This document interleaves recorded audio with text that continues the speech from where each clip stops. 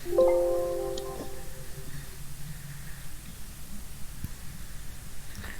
12 વાણિજ્ય પત્ર વ્યવહાર અને સેક્રેટરિયલ પ્રેક્ટિસ વિષયમાં આપણે સેક્રેટરિયલ પ્રેક્ટિસ વિભાગમાં આજે 5મા પાઠનો અભ્યાસ કરશું.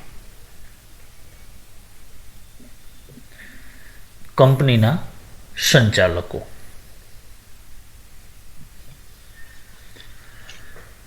આપણે કંપની વિશેની ઘણી બધી બાબતોનો અભ્યાસ કર્યો. કંપનીની સ્થાપના વિધિથી માંડી અને કંપનીના સભ્યપદ સુધીની બાબતો આપણે બરાબર જાણીએ છીએ.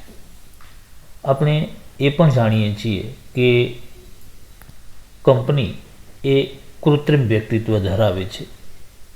કાયદાની એક ચોક્કસ પ્રક્રિયા બાદ કંપની અસ્તિત્વમાં આવે છે. એટલે આમ જોઈએ તો કંપની કૃત્રિમ વ્યક્તિત્વ ધરાવતી હોવા છતાં તેનું સંચાલન કરવા માટે જીવંત વ્યક્તિની જરૂર પડે છે. કંપનીના માલિકો અલગ છે અને કંપનીનું સંચાલન અલગ છે. એટલે માલિકી અને સંચાલન કંપનીના અસ્તિત્વ માટેના પાયારૂપ તત્વો છે. અહીંયા આપણે આ બાબતને બરાબર ધ્યાનમાં રાખશું કે માલિકી અને સંચાલન એ કંપનીના અસ્તિત્વ માટે મૂળભૂત પાયારૂપ તત્વો છે. જો માલિકી અને સંચાલન યોગ્ય રીતે થશે તો જ કંપનીનું અસ્તિત્વ ટકી શકશે. સામાન્ય રીતે આપણે વ્યક્તિગત પેઢીમાં જોઈએ તો કંપનીના માલિકો જ ધંધાનું સંચાલન કરતા હોય છે.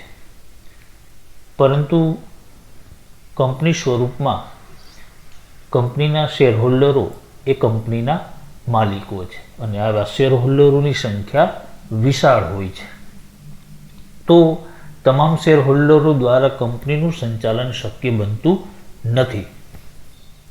માટે કંપનીનું સંચાલન કરવા માટે કંપનીના માલિકો એટલે કે કંપનીના શેરહોલ્ડરો દ્વારા ચૂંટાયેલા સંચાલકો કંપનીનો વહીવટ કરે છે. શેરહોલ્ડરો દ્વારા પોતાના પ્રતિનિધિઓને નિયુક્ત કરવામાં આવે અને કંપનીનું કામકાજ આ પ્રતિનિધિના સમૂહ મારફત થાય છે. ચાલો હવે અહીંયા આપણે સંચાલકોના અર્થને જોઈશું. સંચાલકોનો કંપની ધારા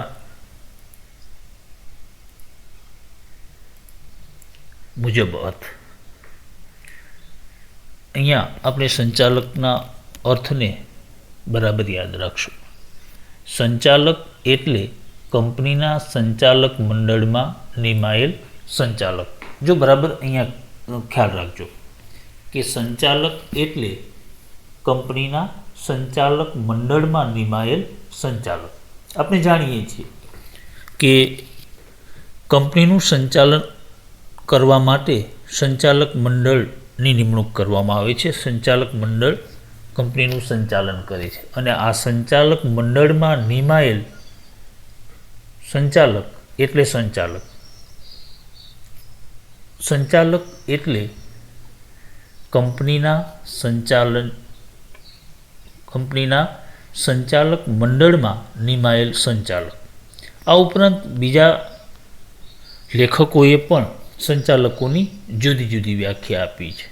એમને જોઈએ તો સંચાલક એટલે એવી વ્યક્તિ જે કંપનીના સમગ્ર સંચાલન, દોરવણી અને અંકુશ માટે વ્યાપક નીતિઓનું ઘડતર કરે છે. અહીંયા થોડી બાબતો સ્પષ્ટ થાય છે કે સંચાલક એટલે એવી વ્યક્તિ જે કંપનીનું સમગ્ર સંચાલન, દોરવણી અને અંકુશ માટે વ્યાપક નીતિઓનું ઘડતર કરે છે. પહેલાં આપણે માત્ર સામાન્ય અર્થ જોયો કે સંચાલક એટલે કંપનીના સંચાલક મંડળમાં નિમાયેલ વ્યક્તિ. ત્યાર પછી આપણે બીજું જોયું કે સંચાલક એટલે એવી વ્યક્તિ જે કંપનીના સમગ્ર સંચાલન, દોરવણી અને અંકુશ માટે વ્યાપક નીતિઓનું ઘડતર કરે છે. ત્યાર પછી જોઈએ તો સંચાલક એક એવી વ્યક્તિ છે જે આવેદનપત્ર અને નિયમનપત્રને આધીન રહી નીતિ અને વ્યૂહરચનાના ઘડતર દ્વારા કંપનીનું સંચાલન કરે છે. ચાલો અહીંયા ત્રીજી વ્યાખ્યાને જોઈએ તો સંચાલક એક એવી વ્યક્તિ છે જે આવેદનપત્ર અને નિયમનપત્રને આધીન રહી નીતિ અને વ્યૂહરચનાના ઘડતર દ્વારા કંપનીનું સંચાલન કરે છે અથવા તો કંપનીનું સંપૂર્ણ સંચાલન કરે છે. આમ સંચાલકો સંયુક્ત રીતે કંપનીનું સંચાલન કરે છે, જેને આપણે સંચાલક મંડળ બોર્ડ ઓફ ડિરેક્ટર તરીકે ઓળખીએ છીએ. કોઈ એક સંચાલક કંપનીનું સંચાલન કરતો નથી, પરંતુ આવા સંચાલકો સાથે મળી અને કંપનીનું સંચાલન કરે છે. અને આ સાથે સંચાલકો જે સંયુક્ત રીતે સંચાલન કરે તેને સંચાલક મંડળ કહેવામાં આવશે. આ સંચાલક મંડળ પાસે કંપનીના સંચાલન માટેની સર્વોચ્ચ સત્તા રહેલી છે અને તેથી જ સંચાલક મંડળને કંપનીનું મગજ ગણાય છે, કારણ કે આ સંચાલકો જ કંપનીનું સમગ્ર સંચાલન કરે છે, દોરવણી અને અંકુશ રાખે છે, વ્યાપક નીતિઓનું ઘડતર કરે છે. એટલે સંચાલક મંડળ એ કંપનીનું મગજ ગણાશે. સંચાલકોનો કાનૂની દરજ્જો ખૂબ અગત્યનો મુદ્દો છે. આપણે જોઈ લીધું કે કંપની સ્વરૂપમાં સંચાલકોનું સ્થાન ખૂબ જ મહત્વનું છે, કારણ કે એ કંપનીનું સમગ્ર સંચાલન કરે છે. એમના ઉપર જ કંપનીની સફળતાનો મોટો આધાર હોય છે. પણ સંચાલકનું કંપનીમાં શું દરજ્જો છે? તો જુદા જુદા સમયે કંપનીના સંદર્ભમાં અદાલતો દ્વારા અલગ અલગ ચુકાદાઓ આપવામાં આવ્યા અને આ ચુકાદાઓના આધારે સંચાલકોનો કંપની સાથેનો સંબંધ, જેને આપણે કાનૂની દરજ્જો કહીએ છીએ, સંચાલકો અને કંપની વચ્ચે શું સંબંધ છે? તો સૌથી પહેલાં સંચાલક પ્રતિનિધિ તરીકે, એટલે કે સંચાલકનો પ્રતિનિધિ તરીકેનો દરજ્જો છે.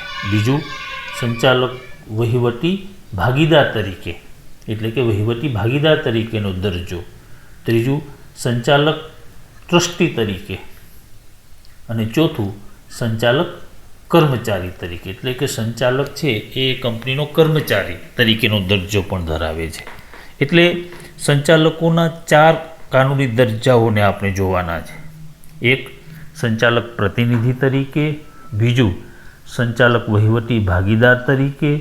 ત્રીજું, સંચાલક ટ્રસ્ટી તરીકે. અને ચોથું, સંચાલક કર્મચારી તરીકે. ચાલો, તેમાં સૌથી પહેલાં આપણે સંચાલક પ્રતિનિધિ તરીકે. શેરધારકો દ્વારા સંચાલકોની ચૂંટણી કરવામાં આવે, તેથી સંચાલકો શેરધારકોના પ્રતિનિધિ છે.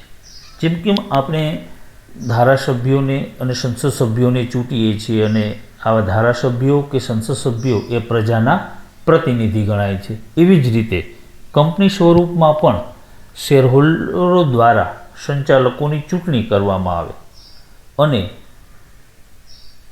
આ સંચાલકો ચૂંટાયેલા હોવાથી એ શેરહોલ્ડરોના પ્રતિનિધિ છે. સંચાલકોને સેવા બદલ મહેનતાણું ચૂકવવામાં આવે છે, છતાં પણ તેઓ પગારદાર કર્મચારી ગણાતા નથી. ભલે સંચાલકોને મહેનતાણું ચૂકવવામાં આવતું હોય, પરંતુ એ પગારદાર કર્મચારી તરીકેનો દરજ્જો ધરાવતા નથી. શેરધારકો દ્વારા ચૂંટાયેલા પ્રતિનિધિ તરીકે સંચાલકો કંપનીનું સંચાલન કરે છે. આ સંચાલકો આવેદનપત્ર અને નિયમનપત્રની મર્યાદામાં રહીને કાર્ય કરવાનું હોય છે. જો સંચાલકો સત્તાની ઉપરવટ જઈને કાર્ય કરે તો તે માટે તેઓ અંગત રીતે જવાબદાર ગણાય.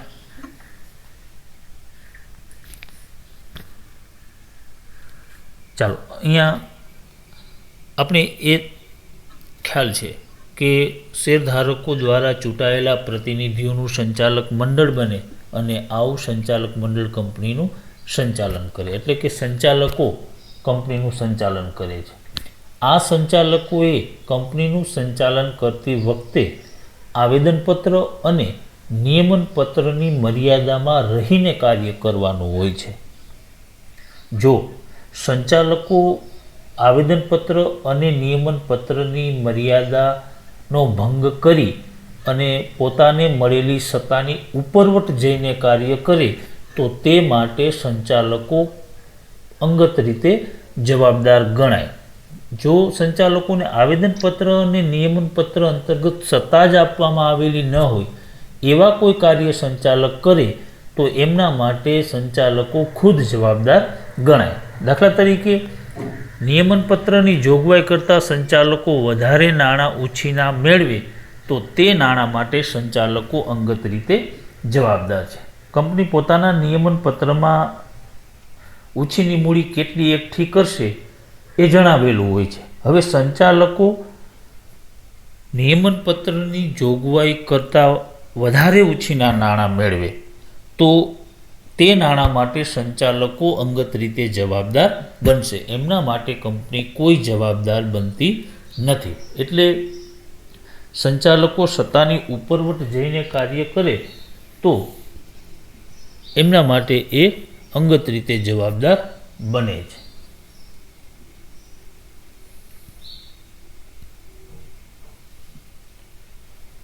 ત્યાર પછી બીજો દરજ્જો એટલે સંચાલકો વહીવટી ભાગીદાર તરીકે. શેરધારકો કંપનીના માલિકો છે. એ પોતાનામાંથી પ્રતિનિધિની ચૂંટણી કરે છે અને સંચાલક તરીકે ચૂંટાયેલ પ્રતિનિધિ કાર્ય કરે. આવા પ્રતિનિધિ કંપની વતી વહીવટ કરતો હોવાથી તે કંપનીના વહીવટી ભાગીદાર તરીકેનું સ્થાન ધરાવે છે. ચાલો, શેરહોલ્ડરો કંપનીના માલિકો છે અને આ શેરહોલ્ડરો પોતાનામાંથી જ એટલે કે શેરહોલ્ડરોમાંથી જ પોતાના પ્રતિનિધિને ચૂંટે છે જે સંચાલક તરીકે કાર્ય કરે છે. એટલે આમ જોઈએ તો સંચાલક પણ શેરહોલ્ડરોમાંથી જ ચૂંટાયેલ છે. આવા પ્રતિનિધિ કંપની વતી વહીવટ કરતો હોવાથી તે કંપનીનો શું ગણાશે તો તે કંપનીનો વહીવટી ભાગીદાર ગણાશે. એટલે સંચાલકોનું સ્થાન એ વહીવટી ભાગીદાર તરીકે છે. સંચાલકો વહીવટી ભાગીદારના આવા દરજ્જાના કારણે એક માલિક તરીકે શેર વહેંચણી, શેર પર હપ્તા મંગાવવા, શેર જપ્તી કરવી વગેરે નિર્ણય સામૂહિક રીતે પોતાની સભામાં લઈ શકે છે. ચાલો, સંચાલકો વહીવટી ભાગીદાર છે એટલે આ વહીવટી ભાગીદાર હોવાના કારણે એક માલિક તરીકે એ કંપનીના શેરની વહેંચણી કરશે, શેર પર હપ્તા મંગાવવાનું કાર્ય પણ કરશે, શેર જપ્તીની કાર્યવાહી પણ કરશે વગેરે નિર્ણય એટલે કે આવા કાર્યો કરવા માટે એ પોતાની સભામાં સામૂહિક રીતે નિર્ણય લઈ શકે છે. ચાલો, એટલે અહીંયા આપણે જોયું કે સંચાલકો એ પ્રતિનિધિ તરીકે વહીવટી પ્રતિનિધિ તરીકે વહીવટી ભાગીદાર તરીકેનું કાર્ય કરે છે. છતાં કેટલાક સંજોગો એવા છે, કેટલાક કારણો એવા છે કે સંચાલકને સંપૂર્ણ સ્વરૂપે વહીવટી ભાગીદાર તરીકેનો હિસ્સો ધરાવે છે એમ કહી શકીએ નહીં. સંચાલક વહીવટી ભાગીદાર છે પરંતુ ભાગીદારી તરીકેના તેના બધા જ લક્ષણો ધરાવતો નથી. ભલે એ વહીવટી ભાગીદાર છે પણ અમુક બાબતો એવી છે કે જેના કારણે એવું કહી શકાય કે એ ભાગીદાર હોવા છતાં, વહીવટી ભાગીદાર હોવા છતાં ભાગીદાર તરીકેના તેના બધા જ લક્ષણો ધરાવતો નથી. એમની વાત કરીએ તો ભાગીદારી પેઢીમાં ભાગીદારના કાર્ય માટે તમામ ભાગીદાર જવાબદાર બને, જ્યારે કંપનીમાં કોઈ એક સંચાલક પોતે અંગત રીતે લીધેલા નિર્ણય માટે પોતે જવાબદાર ગણાય છે. ચાલો, ભાગીદારી પેઢીમાં શું હોય? તો ભાગીદારી પેઢીમાં ભાગીદારના કાર્ય માટે જેટલા પણ ભાગીદારો છે એ તમામ ભાગીદારો જવાબદાર બને. કંપની સ્વરૂપમાં એવું બનશે નહીં. કોઈ એક સંચાલક કે પોતે અંગત રીતે લીધેલો નિર્ણય માટે એ પોતે જ જવાબદાર રહેશે. એટલે કે પોતે નિર્ણયનું જે કંઈ પણ પરિણામ આવશે એમના માટે એ અંગત રીતે જવાબદાર રહેશે. આમ જોઈએ તો આ બાબતને કારણે એ ભાગીદાર તરીકેનો દરજ્જો ધરાવશે નહીં. બીજું, કંપનીમાં સંચાલકે ક્રમિક રીતે નિવૃત્ત થવું પડે છે, જ્યારે ભાગીદારી પેઢીમાં ભાગીદારોનો સંબંધ કાયમી સ્વરૂપનો છે. તેથી ભાગીદારોએ ક્રમિક રીતે નિવૃત્ત થવું પડતું નથી. ચાલો, કંપનીના સંચાલકો વારાફરતી ક્રમિક રીતે નિવૃત્ત થાય છે, જ્યારે ભાગીદારી પેઢીમાં આવું બનતું નથી. પેઢીમાં ભાગીદારોનો સંબંધ કાયમી સ્વરૂપનો હોય છે. એટલે અહીંયા આપણે બીજા કાનૂની દરજ્જાની વાત કરી, સંચાલકો વહીવટી ભાગીદાર તરીકે. અમુક બાબતોમાં એ વહીવટી ભાગીદાર છે, જ્યારે અમુક બાબતોમાં એ ભાગીદાર તરીકેના બધા જ લક્ષણો ધરાવતા નથી.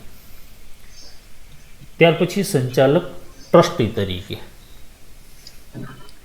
સંચાલકોને કંપનીની મિલકત અને ભંડોળનો વહીવટ સોંપવામાં આવે છે. તમામ પ્રકારના નીતિ વિષયક નિર્ણયો લેવાની સત્તા એ સંચાલકોને આપવામાં આવે છે. કંપનીની મિલકત, કંપનીના ભંડોળ અંગેનો વહીવટ પણ કંપનીના સંચાલકો કરે છે. એટલે સંચાલક એક ટ્રસ્ટી તરીકે વહીવટ કરે છે. કંપનીનું હિત જળવાય તે રીતે સંચાલકો કંપનીનો વહીવટ કરે છે. આ પ્રકારના વહીવટ દ્વારા અંગત લાભ કે નફો મેળવી શકે નહીં. ચાલો, કંપનીને મિલકત અને ભંડોળનો વહીવટ કરે છે એટલે સંચાલક એક ટ્રસ્ટી છે. કંપનીનું હિત જળવાય એ રીતે જ સંચાલકો છે એ કંપનીનો વહીવટ કરશે. આવા વહીવટ એટલે કે કંપનીના સંચાલન દરમિયાન તેઓ અંગત લાભ કે નફો મેળવી શકે નહીં. જો સંચાલકો આવો અંગત લાભ મેળવે તો એ લાભ કંપનીનો ગણાય છે. બીજું, કંપનીની મિલકતો સંચાલકોના નામે નહીં પરંતુ કંપનીના નામે હોય છે. હવે અહીંયા સુધી આપણે પહેલાં જોઈ લઈએ તો કંપનીની મિલકતો અને ભંડોળનો વહીવટ કરતા હોવાના કારણે સંચાલકો ટ્રસ્ટી છે. જેમાં કંપનીને ફાયદો હોય એવા જ પ્રકારના નિર્ણયો સંચાલકો દ્વારા લેવામાં આવશે. સંચાલકો કંપનીમાંથી અંગત લાભ કે નફો મેળવી શકશે નહીં, અને જો સંચાલકો આવો અંગત લાભ કે નફો મેળવે તો એ કંપનીનો લાભ ગણવામાં આવશે. હવે બીજી બાબત જોઈએ તો અમુક બાબતો એવી છે જેમના કારણે સંચાલકોને ટ્રસ્ટી તરીકે ન પણ ગણી શકાય. પહેલું એમાં જોઈએ તો કંપનીની મિલકતો સંચાલકના નામે નહીં પરંતુ કંપનીના નામે હોય છે, જ્યારે ટ્રસ્ટની મિલકતો ટ્રસ્ટી પોતાના નામે ધારણ કરી શકે છે. આપણે જાણીએ છીએ કે કંપનીની બધી જ મિલકતો છે એ કંપનીના નામે હોય છે, સંચાલકોના નામે હોતી નથી. જ્યારે ટ્રસ્ટની તમામ મિલકતો એ ટ્રસ્ટી પોતાના નામે ધારણ કરી શકે છે. એટલે આ બાબત થોડી સંચાલકોના ટ્રસ્ટી તરીકેની બાબતમાં અપવાદ ગણી શકીએ. અદાલતમાં દાવો કરવાનો હોય ત્યારે દાવો કંપનીના નામે કરાય છે, જ્યારે ટ્રસ્ટીઓ પોતાના નામે દાવો કરી શકે છે. બીજું, કંપની કોઈ પર દાવો કરી શકે છે, જ્યારે ટ્રસ્ટી ટ્રસ્ટના બદલે પોતાના નામે પણ દાવો કરી શકે. આમ સંચાલકો ટ્રસ્ટી હોવા છતાં તેઓમાં ટ્રસ્ટીના બધા જ લક્ષણો જોવા મળતા નથી. આપણે એ બાબતનો અત્યારે અભ્યાસ કર્યો કે અંગત લાભ મેળવી શકે નહીં, પરંતુ ટ્રસ્ટ અને કંપનીની અમુક બાબતોને કારણે સંચાલકો અને ટ્રસ્ટીઓમાં તફાવત જોવા મળે છે. ત્યાર પછી સંચાલકો કર્મચારી તરીકે. કંપનીના સંચાલકો કંપનીના કર્મચારીઓ નથી, કેટલાક હેતુઓ માટે કંપનીના અધિકારીઓ પણ છે. આ બાબતને જોઈએ તો સંચાલકો વહીવટી કાર્ય કરતા હોવા છતાં એ પગારદાર કર્મચારી નથી, પરંતુ એ કંપનીના વહીવટી અધિકારીઓ છે. એટલે આ બાબતો ઉપરથી આપણે જોઈએ તો ક્યારેક કંપનીના સંચાલકો છે એ કંપનીના અધિકારીઓ છે, તો ક્યારેક કંપનીના પ્રતિનિધિ છે, તો ક્યારેક સંચાલકો કંપનીના ટ્રસ્ટી તરીકેના લક્ષણો ધરાવે છે. કોઈ એક ચોક્કસ પ્રકારનું સ્વરૂપ એ સંચાલકોનું નથી. એ અલગ અલગ પ્રકારના 4 સ્વરૂપની લાક્ષણિકતા ધરાવતા વિશ્વસનીય સ્થિતિ ધરાવે છે. અહીંયા સુધી આપણે સંચાલકો એટલે શું, સંચાલકોના 4 પ્રકારના કાનૂની દરજ્જાઓનો અભ્યાસ કર્યો. બાકીની બાબતોનો અભ્યાસ આપણે આગળના વિડીયો લેક્ચરમાં કરશું.